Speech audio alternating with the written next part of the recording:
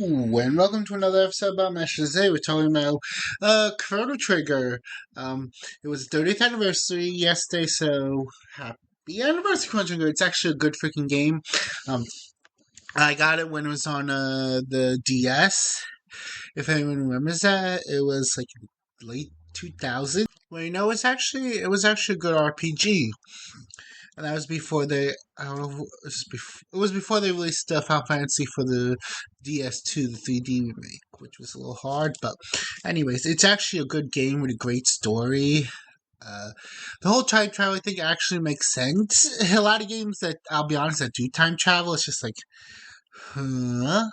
I mean, also at the same time, I think the rules for time traveling got more complicated because, like, oh yeah, if you touch something or just squash a bug in the past that's been bothering you, you change the whole future. And then when I saw it on Steam, I'm like, oh my god, it's on Steam! Yay, let's get it! So it's actually a good game. With this time of 30th anniversary, they released a content warning that said this game's not appropriate for all ages and some may not find it suitable. And I'm like, really? This is Chrono Trigger. Like, yes, there are some pretty there are pretty some sad parts, but that's like part of a normal story. Like, I think people want to see the struggling hero win, or at least I do. And there are going to be some sad parts. That's just the truth. Like, there is suffering in life. Same time, there are also moments that are truly great. This may be a little too deep, or this is my opinion, but I think kindness suffering of fictional characters just, I think, makes people numb to the suffering that can happen. And it is painful. That suffering is not like, oh yeah, you're going to get a plate of cookies and it's going to be happy. No. But I think it makes people numb that actually could happen in real life.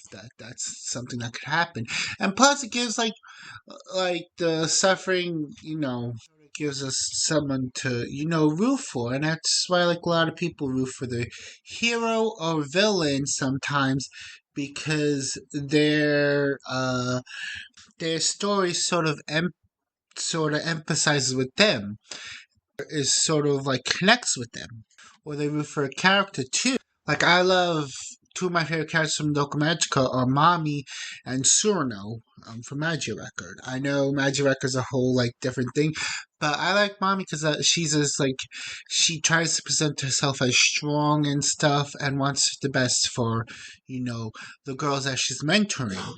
But at the same time, if which I could relate to, if you're alone a lot and isolated a lot, especially if you develop a lot of unhealthy habits, unhealthy coping mechanisms too, which I think that was a lot of, like, if you look at Mommy's story even deep further, that's sort of part of her, story too, is like she puts up this strong fund, and that doesn't say she's a strong person, but a lot of times she puts it up to hide the fact that, she's lonely deep down inside.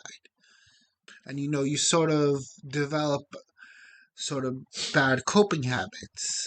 Now for Sono, she's another character that I liked because her character deals with more burnout. Like, she's sort of like the stereotypical Japanese Genkai girl, that character's archetype. But the reason why she's such a Genkai girl is because she hides the fact that that she's like, burnt out from, being a magical girl because a lot of shit happened with her. Which, what, now that I think about them, two stories like resonate to each other, so that's maybe why I like them. But anyways, so I think it sort of has a relatable aspect, and a lot of the stories also help tell the human experience, which I think that's. I think stories is how we connect with the world around us and with others. I mean, that's why we humans have been telling stories for God knows since we've been on Earth. I know, and I could be wrong, the earliest recorded stories were the sort of Shakespeare plays and sort of the Greek myths, but I'm sure there are more stories that were before that weren't recorded that were told by humans. So yeah, I think censoring this is very just saying it's age that might not be age appropriate is just doing a disservice to humanity if want to go down that road. And just to me, it just seems like it's just do disservice to the person because you think that they're that soft and they haven't had any experience in life. I mean, the thing is, that's also why, a lot of people who read fiction have more empathy because they experience other people's stories. And also, if you don't understand suffering, you're going to have apathy and not empathy. So I think, like I said, I didn't mean this to go with a whole philosophical route, but I just think they're doing disservice to humanity. And part of me wants to think the boomer generation was right. If this one is like, oh my god, uh, that this generation is a bunch of whips when they go when they say, well, it's another word, but that's what I'm going to use, that they say this generation is a bunch of whips, because that game goes hard on the feels, but it's nothing too violent or gory. um or just anything that that should have a warning, like essay or anything along those lines. I mean, but the problem is, I think like most things, we take it too far as humans. And this is my problem with cozy games is I have nothing wrong with cozy games. I love Stardew, I love The Sims. But the problem is everyone's trying to force the whole industry into being like this cozy thing, and it's like, nah, that's not how it works. Like, I think yes, cozy games should exist. And if you want to play them, more power to you, have fun. But like I said, forcing the whole industry into that sort of ideal is like, no. That's where I sort of draw the line. Like, if you want to play those cozy games, have fun. Like, you can make the whole industry sort of this cozy thing. That's the problem, especially when there's such diversity in types of games there are.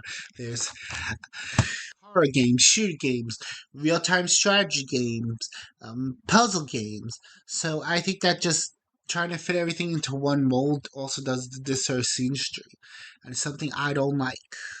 Now, on the other hand, I think Steam may put it on because it may be one of those things where the lawyer's like, oh shit, if someone comes after us, and we don't have that, we're fucked. And it could be one of those things where the lawyers are like, just put this on just to shut people up, because then they can't sue us for nonsensical bullshit. Because people do that. I remember my dad was like a bus driver, and he used to say people used to just stand in front of, like, try to walk in front of the bus while he was driving because they wanted easy money. So I could totally see people being like, oh my god, Chrono Trigger hurt my feelings, I'm gonna sue Steam and Square Enix. Like, I could totally see that happening. Totally. Would it go far in court? I'm not sure. I'm not a lawyer. But I could totally see that happening. Totally. And then the third thought, then now that I think about it, is Square just put up themselves and like, whatever, because at the end of the day, they had on their site that they were committed to DEI and social responsibility. And plus one of their board members is Tracy Fullerton, who is from San Francisco, which, is sort of the mecca for DEI. Like, that's, if you want to go to a hotspot of DEI, if it's San Francisco. Another video, she's probably whispering in Square's ear that this is what the West wants, which it doesn't. So they're doing it, and they're putting the content on. So yeah, happy 30th anniversary to Chrono Trigger. I hope you guys are enjoying your games. If you're playing that, if not, whatever you're playing, have fun. Happy gaming. Stay hydrated. Stay warm. Stay cool. Stay safe. Take care. Bye.